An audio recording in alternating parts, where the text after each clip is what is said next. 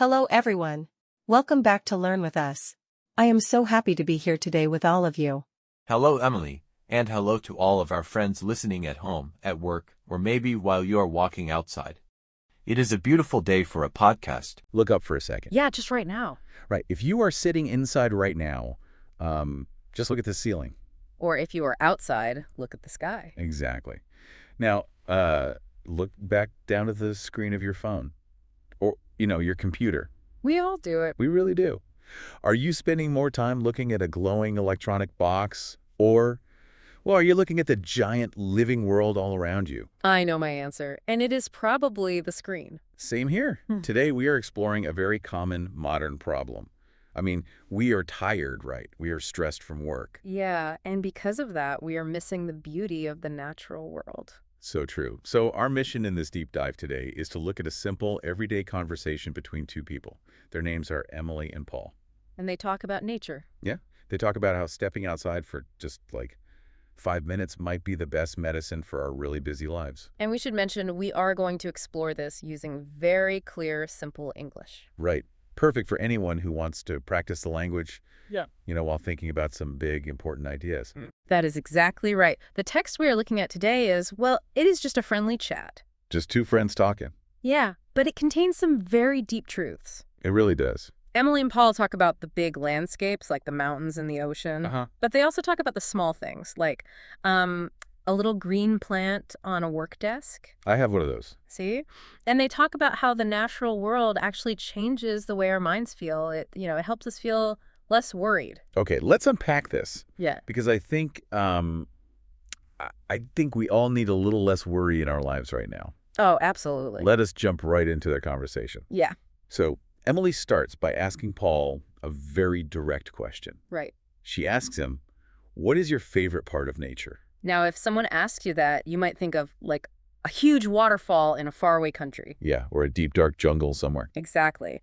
But Paul gives a very different answer. He does. He says his favorite part of nature is just the simple park near his house. Yes. Paul starts with local nature. Local nature. I like that phrase. Right. This is the nature that is right outside your front door. Right. It is the tree on your street. It is the grass near your apartment building.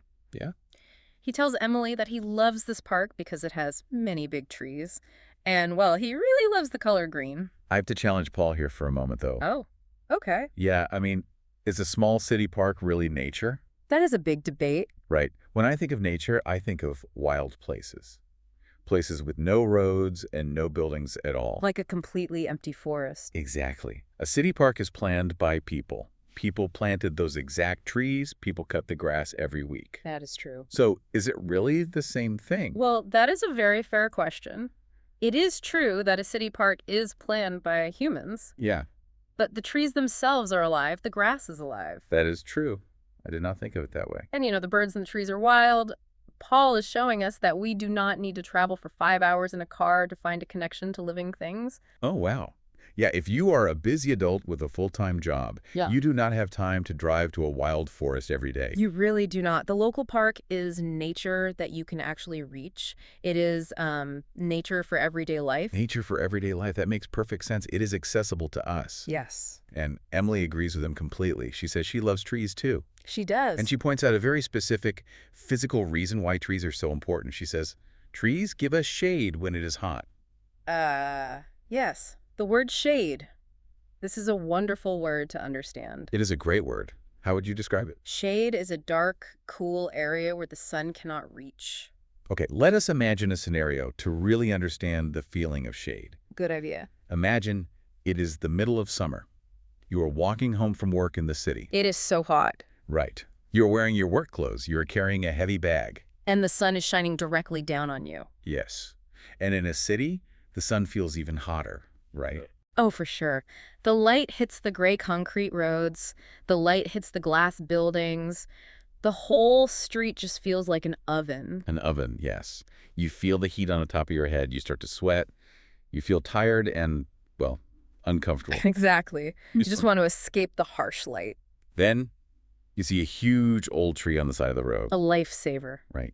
It has hundreds of wide green leaves. You walk over and step under the branches of the tree. And immediately everything changes. Yes.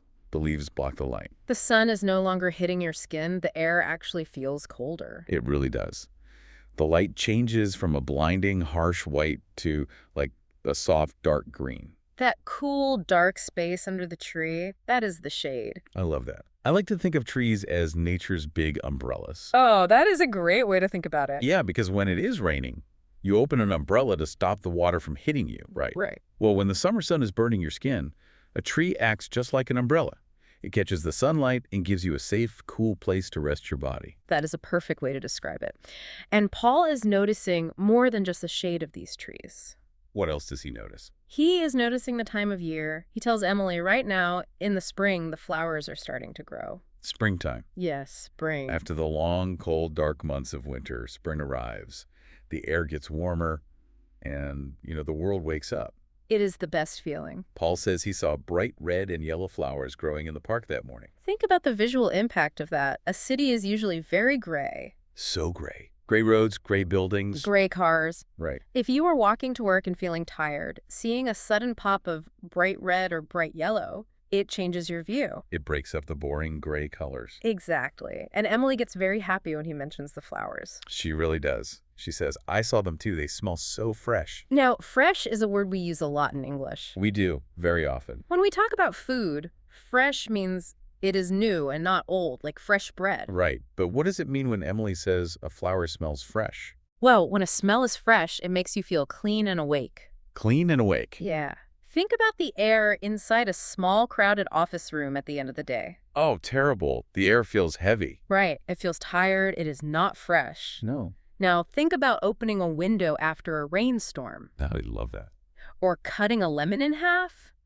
That clean, sharp, light smell, that is what we call fresh. Because Emily smells those new spring flowers, and it just washes away the heavy city smells. Exactly.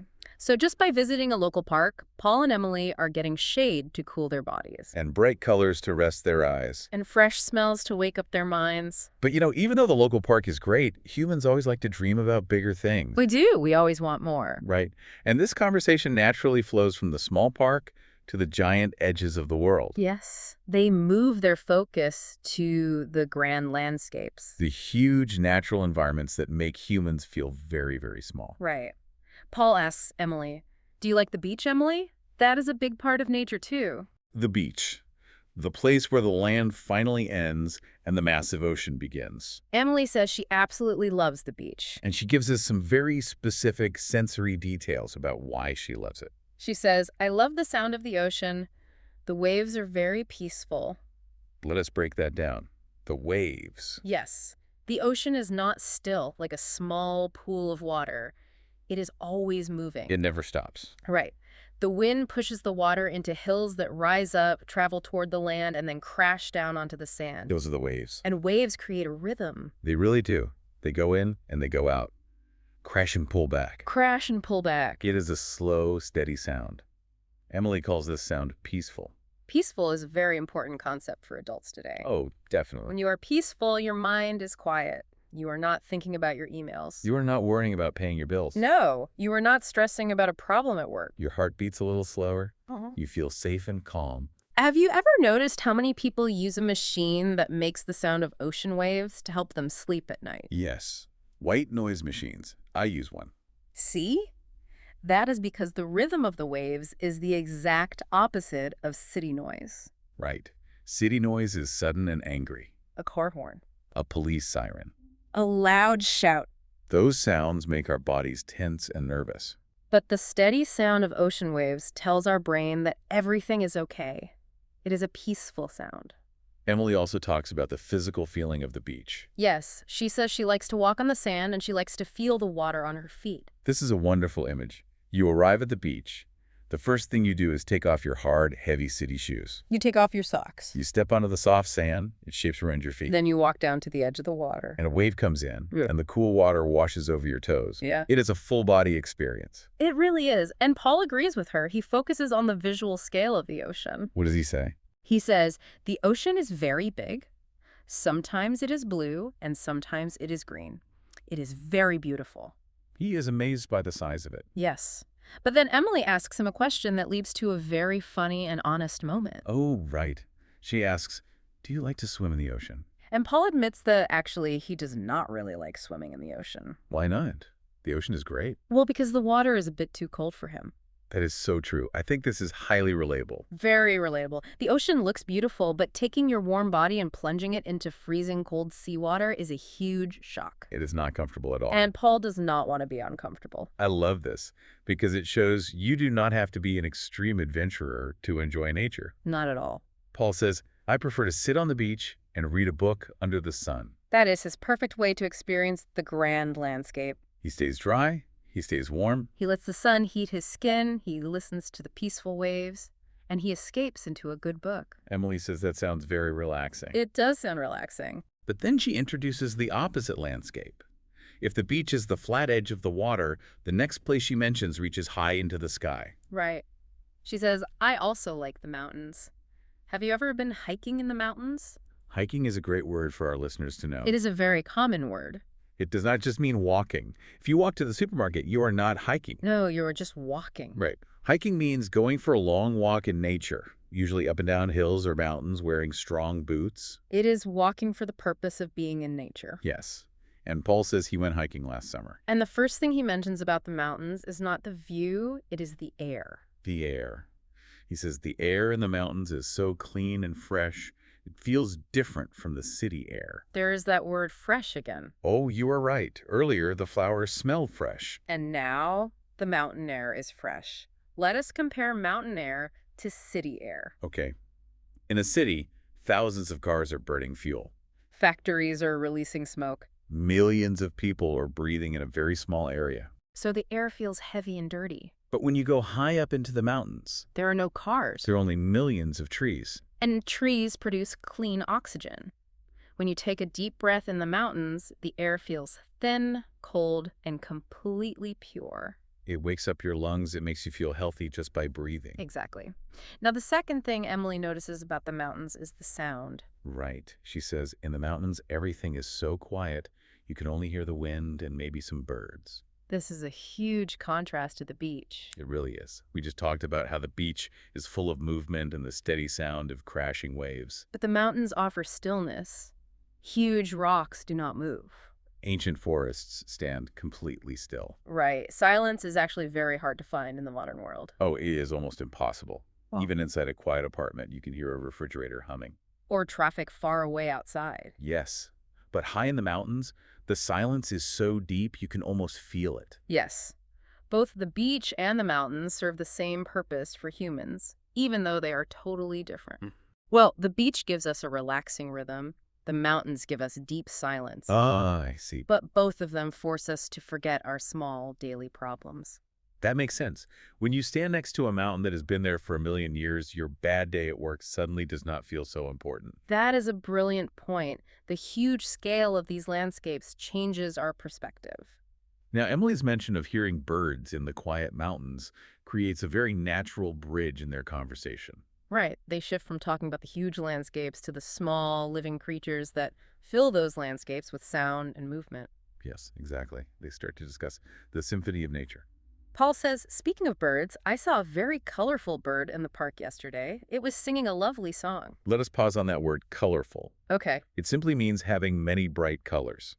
Instead of a plain brown bird, imagine a bird with bright blue wings, a red chest, and yellow feathers on its head. That is very colorful. It is beautiful to look at. But Paul also focuses on the sound. Right. He says it is singing a lovely song. Emily loves this idea. She says, I enjoy listening to birds. It's like they are talking to each other. Nature has its own music. Nature has its own music. I really like that thought. We usually think of music as something humans create. Like we sit at a piano or we play a guitar. Yeah. But Emily is pointing out that the natural world is constantly playing a symphony. A symphony is a complex piece of music played by many different instruments together. And in nature, the birds are the singers. The wind blowing through the leaves is like a soft drum. The crashing waves are the bass. And Paul adds another instrument to this symphony. He says, even the rain is like music. Now, this is an interesting pivot. Paul asks Emily, do you like the rain? A lot of adults complain about the rain. They really do. It makes traffic terrible. It ruins our shoes. It makes our clothes wet and cold. But Emily has a very specific scenario where she loves the rain. What is it? She says, if I am inside my house with a cup of tea, I like the rain. It sounds very nice on the roof. Oh, yes. I think almost everyone listening to this can relate to that exact feeling. It is a very universal feeling. Let us dive into why that feels so good. Yeah. It is all about the contrast. Right. Imagine a cold, dark, stormy day. The wind is howling. The rain is pouring down. If you are outside, it is miserable. Completely miserable. But if you are inside, you are dry. You have a hot cup of tea warming your hands. You sit by the window and look out at the storm. Hearing the rain hit the roof and the windows actually makes the inside of your house feel safer. It highlights how protected you are. This brings up one of the best words in the English language. Cozy. Oh, I love the word cozy. Emily's house feels cozy. Cozy means a feeling of warmth, comfort, and absolute safety. A thick blanket on a cold night is cozy. A small room with a warm light is cozy. When you are safe inside with your tea, listening to the wild storm outside, you feel completely cozy. It's a psychological need for shelter, I think. It is, but Paul reminds us that the rain has a much bigger purpose than just making us feel cozy inside. True. What does he say? He says, rain is good for the plants and the trees. Without rain, we would not have the beautiful green grass. Oh, wow. This connects all the way back to the beginning of their chat. It does. Paul loves the green color of the park. He loved the big shade trees. But those trees need water to survive. The rain is entirely essential. It is the fuel that keeps the living world alive. If we want the beautiful green shade in the summer, we must accept the gray, wet rain in the spring. That is a very good point. Emily agrees. She sees the connections. Everything works together. The sun, the rain, the plants, and the animals. And speaking of animals, Paul mentions another creature he saw in the park. Yes. He says, I saw a squirrel in the park today, too. It was very fast. It was looking for food near a big tree. A squirrel. For those who might not have them in their country, a squirrel is a small furry animal with a very large bushy tail. They live in trees and eat nuts. And they are famous for their nervous energy. Yes, Paul points out how fast it was. Squirrels move in quick, sudden bursts. They run a few steps, stop, look around nervously, and then run up a tree in the blink of an eye. They're always busy. They are always working to find food. Watching a squirrel is entertaining, but it is a very fast, nervous kind of energy. It is. Emily contrasts this by mentioning a completely different insect. She says, I also like butterflies. They have so many different colors on their wings. Think about the difference in movement here. Okay. A squirrel is fast, jerky, and frantic on the ground. Right. And a butterfly is incredibly slow and graceful. It floats quietly on the wind. It dances from one bright flower to another. It is amazing how watching these different creatures affects our own bodies. How do you mean? Well, if you watch a fast, nervous animal, your eyes dart around. You feel a little nervous too. Oh, right. But if you watch a butterfly slowly floating through the air, your own breathing tends to slow down. You relax just by watching it. That is very true. Nature offers us all these different speeds of life. The fast squirrel, The slow butterfly, the deep green trees. the bright flowers, the blue ocean. And all of these elements come together to create a central idea. Thanks. Goodbye, everyone. See you in the next one. Bye for now. Keep practicing and have a wonderful day.